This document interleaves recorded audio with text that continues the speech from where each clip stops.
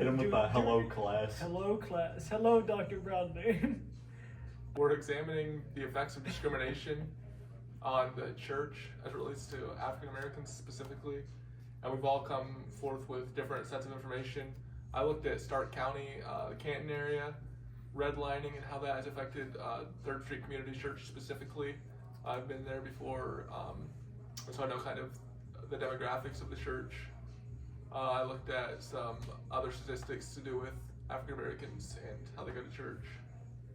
In a very similar vein, I also took a look at demographics as well, but more so in relation to in particular First Baptist Church of Akron, a bit up north, and mainly focused on the head pastor of the location, Reverend Paul R. Jackson III, sophisticated name, along with one of his writings that I will be commenting on heavily in relation to his topic on theology and how race and fellowship kind of impact all of it. So I dealt with someone a little younger. She was about 26. Name was Brianna, and I actually got the opportunity to like interview her and talk to her about her experience. She was discriminated at a church in Portland, Oregon, so that was pretty cool. It was a non-denominational like Christian church, so it's pretty cool to see her experience and just see how that affected her. And I went a little broader, but also really narrow. I researched into Reverend Dr. Gina Stewart, who is a pastor in Memphis, Tennessee, and kind of her accomplishments as far as, everything she's done. I have a whole laundry list of things she's done. She's done a lot. She's really well renowned. Very involved. We'll get into that later. All right, I can start it off with some statistics. 86% of American churches actually have no significant racial diversity. And according to the Pew Research Society Department, whatever they're called, 60% of black adults who go to religious services go to exclusively black churches or churches where they're majority black. Yeah. And only 25% actually attend churches that are multiracial or predominantly white. Okay, that sounds a Which little is similar interesting. to like. That's interesting because like for mine, I know like the way when I talked to Brianna, she was telling me that like all these people were like just like older white people. Mm-hmm. So I think that's like super interesting. I feel like that might actually play a big role in like the rate for discrimination and how that Right. goes. I think also you said it was 60% that went to exclusively like African American only. It kind of brings to mind what's his name?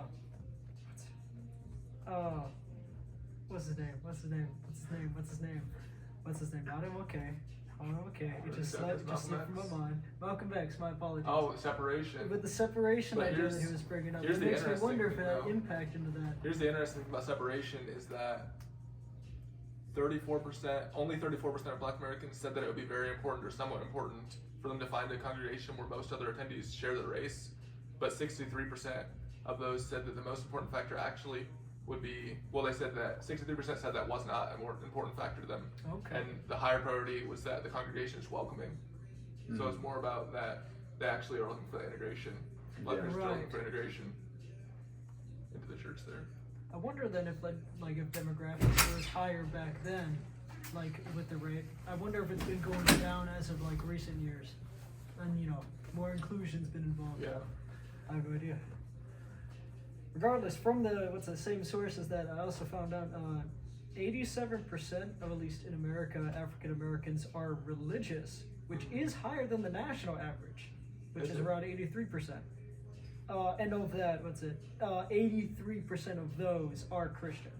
Other 20% are kind of split between different kind of like, I believe Hinduism, Buddhism, very low amount in Muslim, which is, again, weird with that kind of idea of the exclusivity, but if it's not held by the people, then, it makes sense it's on the decline.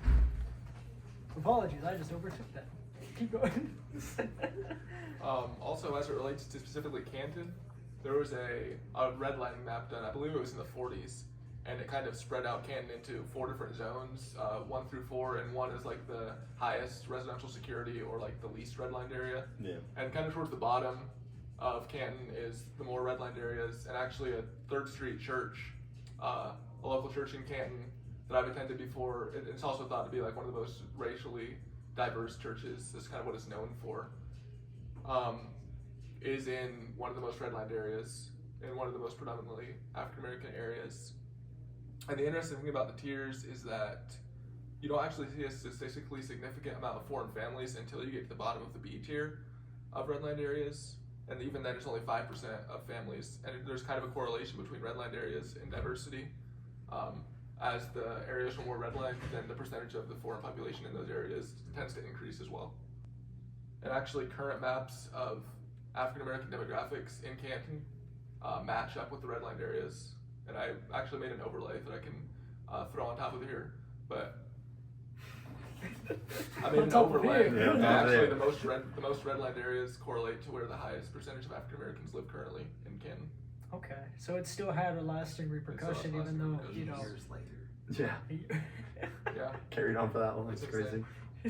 And 3rd Street tends to agree with the global or the U.S. statistics of Black Americans seeking integration. They kind of have those 3 main points that churches have, whatever. But theirs are unite, renew, and restore, and they say that they want people from all different backgrounds, cultures, and walks of life to worship united as one people who've been reconciled to God. So they're looking for that kind of united aspect rather than just focusing on one ethnic group, just a black church. And they actually have white pastors, they have black pastors, they have a few different ones, and this kind of just bringing it all together integration-wise. I Okay. can vouch for that. That 3rd Street's probably the most inclusive church I've ever been to. It was a welcoming environment when I first stepped in, and I stepped in late, and they still were really welcoming. And Corey's cool. I like Corey. Yes. Corey, KT. I'm an expert on the field. I've been there a few times. Yeah, we've been there. I know a thing or two. We know a thing or two because we've seen a thing or two. So, Lincoln, let's move on to more personal experience. Yeah, so like the church she went to, it was in Portland, Oregon. Okay. So very not here in Ohio or anything. But like I said, it was a non-denominational like Christian church. She said like growing up she didn't really know how to feel about like organized church. So this was something newer to her, but she was very involved with the church. This was also around like she'd been there for like 2 years. I think she started in 2018, and she was very involved. She was part of like the band and everything. But they would do like a lot of like outreach and like charity and stuff, raising money. But like one of the issues she was having was you would go to the church like with your issues, like, oh, this stuff's super stressful, and they would just tell you like, oh, just keep going to church, keep doing these events and stuff. She's like, oh, this isn't helping. She also felt that like her life was no value to anyone in there. Like they would kind of greet her with a smile, but wouldn't treat her as equally as everyone else. So at this point, she was kind of, still building her way up of Christianity, and this kind of like felt like a stab in the back almost. Like she was talking to me about how in 2020, with everything going on with like the pandemic and stuff, people kind of showed their true colors.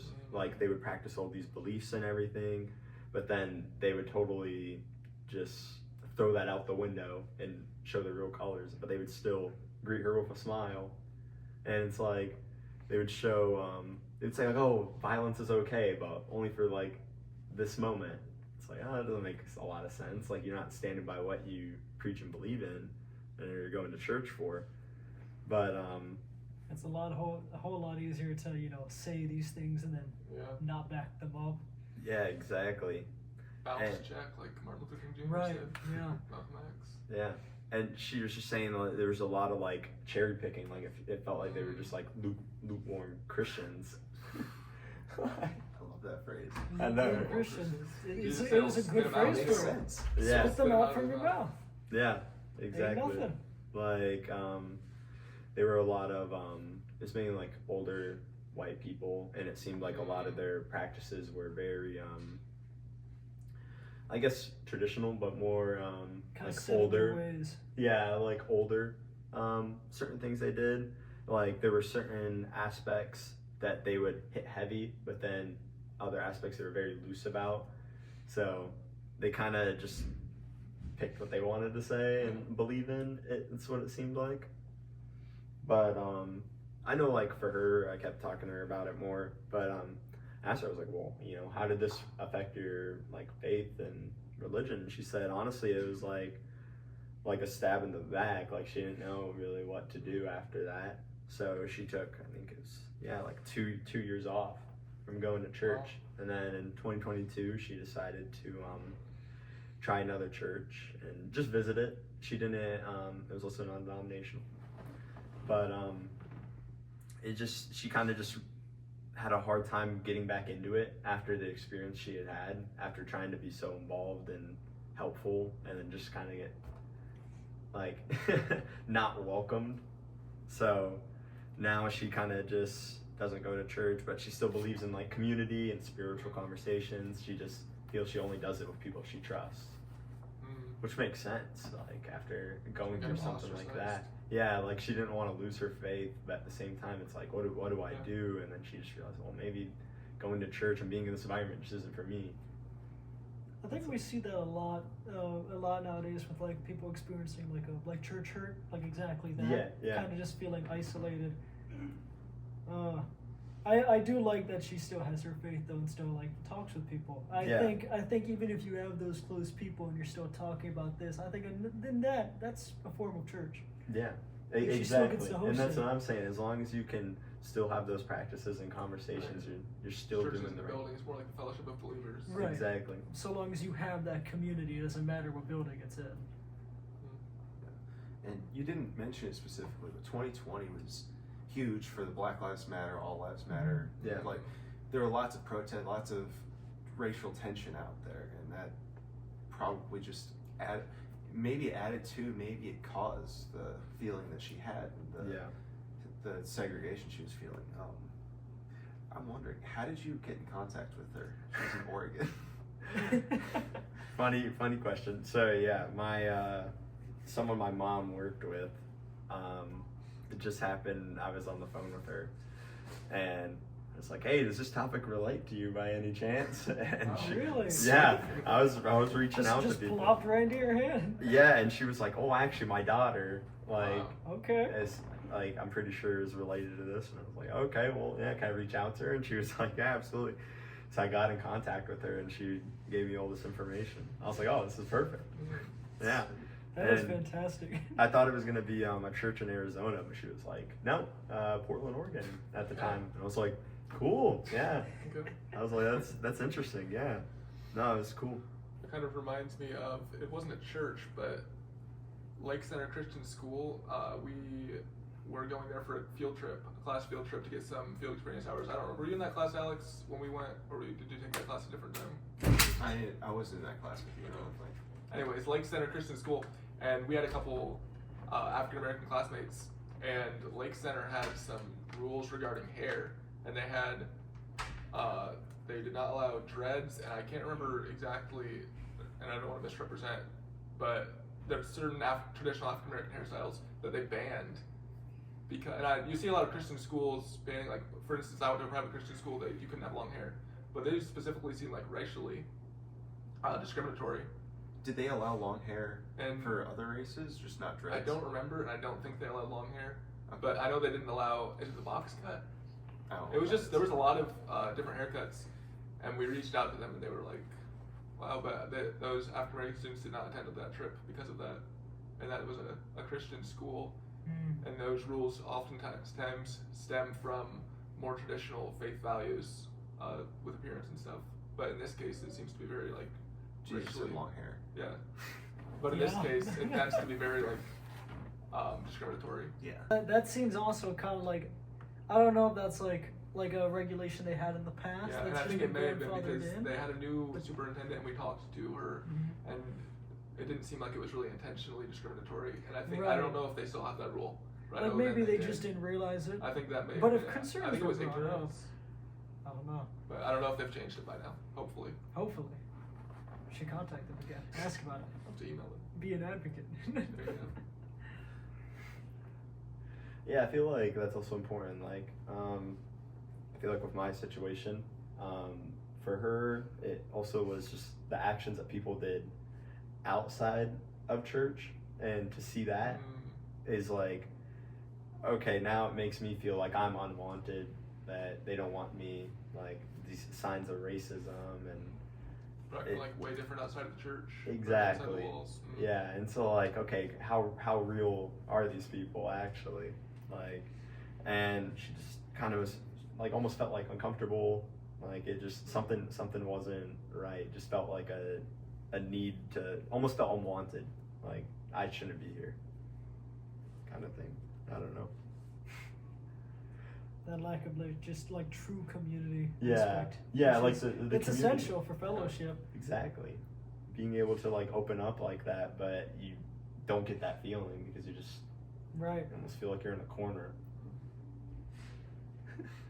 That reminds me a lot. My boss, that I work delivering inflatables, mind you, but my boss used to work at a church, and he actually left that job because of that difference in how people acted during the sermon and preaching compared to outside of the sermon, even out like within the church walls, how they would be completely different people. And I still go to that church, but I left it for a while because we kind of felt the same thing. But don't worry, there's been changes in leadership and people changed. So Hear about your person, Sure. Caleb? I'll talk about a little bit, and he does address some of these topics with some very, very strong. Like I can tell he's a very passionate man on this. I was able to find a couple of writings that he's made. Like I was lucky in choosing a man that is published in his field. I commented on his name earlier, but Reverend Paul R. Jackson III, very long name, is of the Baptist faith and is the head pastor, First Baptist Church of Akron. That's it. What he's got a lot of writing on this, like I just said. But one of my favorite quotes from his, and this is like directly on his profile page on his website. I tried looking this up, I couldn't find this anywhere else, so I can believe that this is fully authentic from him. It says, "When we choose to be diverse, we must choose not to be divided."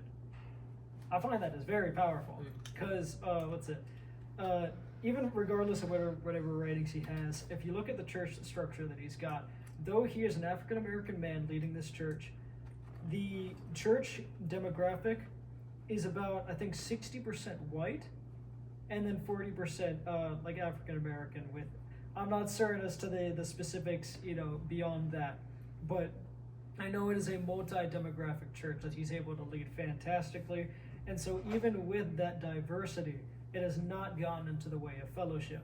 He goes on to then explain fellowship in a very simple manner that derives entirely so on Christ as the factor. He says that fellow, as definition, is relating to a peer or as an equal. So then fellowship is communion of these equals. You cannot have fellowship then if you are not of equal, pairing. So this kind of like want of some people to either be excluded or separated, like we've seen in some demographics there, or for some people to just be flat out racist. In the story that you just told us there, Yeah. it kind of goes against the idea of fellowship in itself. It's no longer a communion of equals. And he emphasizes that, of course, bringing up what we've said in class before, Galatians 3:28. There's neither Jew nor Greek, there's neither slave nor free, there's neither no male or female. For all in Christ Jesus we are one. Yeah.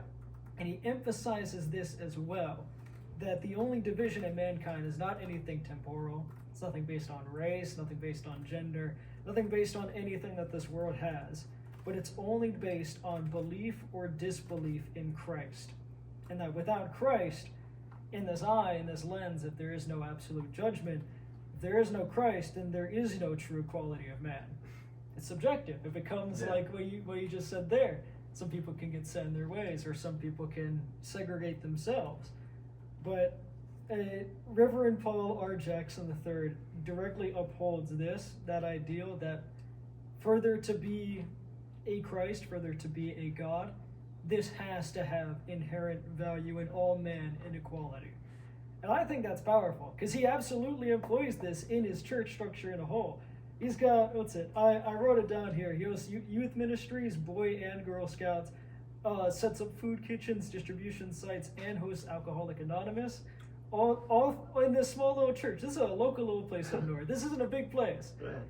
But he's able to do all of this. And I truly believe it's from his absolute certainty that even with diversity, it's still all equal under God. Yeah.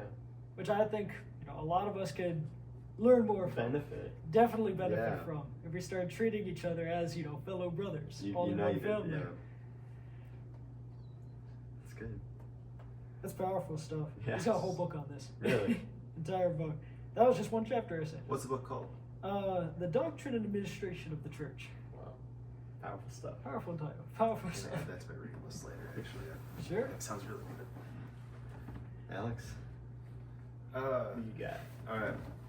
So, I also a long title. I looked into Reverend Dr. Gina Stewart.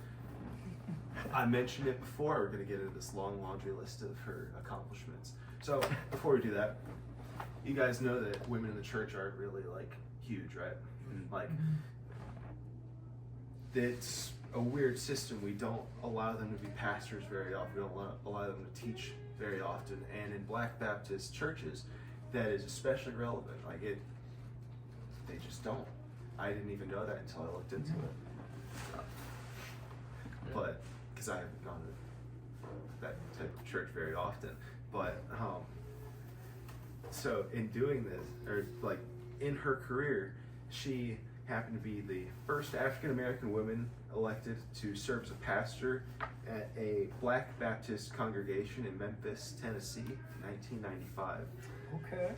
The Christ Missionary Baptist Church.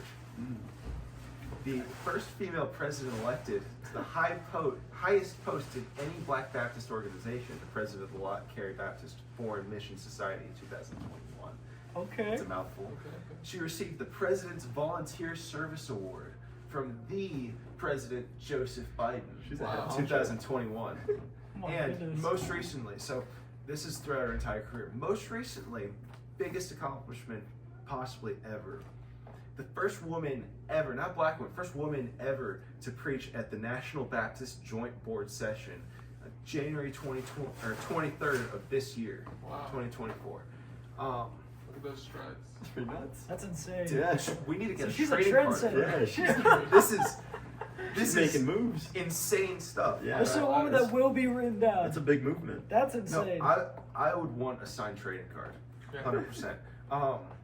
But what I think is really cool, I didn't want to write all this down because it's a long quote, but in her speech that she gave this year, she was talking, or she said, speak up for Jesus in your convention, speak up for Jesus in your churches, speak up for Jesus in your boardrooms, speak up for Jesus when it's unpopular, when it's uncommon, when it's inconvenient, when they silence you, when they hate you. Will you speak up? The quote keeps going on, but I'm not going to say the rest of it. She faced so much backlash after because, they don't let women do that kind of thing very often, right? But in her sermon, she was speaking directly about that. Speak for Jesus when everyone is going against you, and she did. I want a signed trading card. That is powerful. That's crazy. That's to take that step is nuts. That's the kind of activism we need that, in this exactly. world. That's like insane. that's what people should look up to. Mhm. That's crazy. In a very similar manner to that endpoint of where that long quote you're going on, like this is where we need to fight. Paul R. Jackson also commented a little bit on that as well. That I really wanted to emphasize because I find it very powerful. He says, he has critique against bad theology, of course, and makes sure to emphasize what is truth. Cites 1 Timothy for that, upholding truth as like a paragon that we should strive for.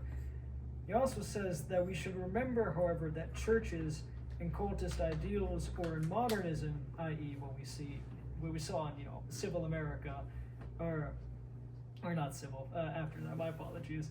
What we see with upholding kind of racist tendencies or just false theology based on cherry picking, he reminds us to say that these are not true. that faith does not support segregation, but that he also says that these places, these churches, should not be ignored, but that these are mission fields. These are places to bring the truth, that people have the right to hear the truth, and we as Christians have the responsibility to tell it. That we can serve in these places. Don't just ignore them and say, oh, that's bad, I'm not going to get involved with that. But go there. Tell them what the truth is. And I've always found you can never convince a man in an argument that he is wrong. You can only convince him a different way to be right. Tell him the truth. And if they wish to grasp into that truth, God will guide them. God will take them to that truth. If they wish to stay in their ways, dust off your feet. Leave them to that. But those are mission fields that we can access. Sorry, that quote just Yeah. is so hard. Yeah. Wow. That was crazy. Gotta put some pizzazz. Put that in the Yeah, a finale. little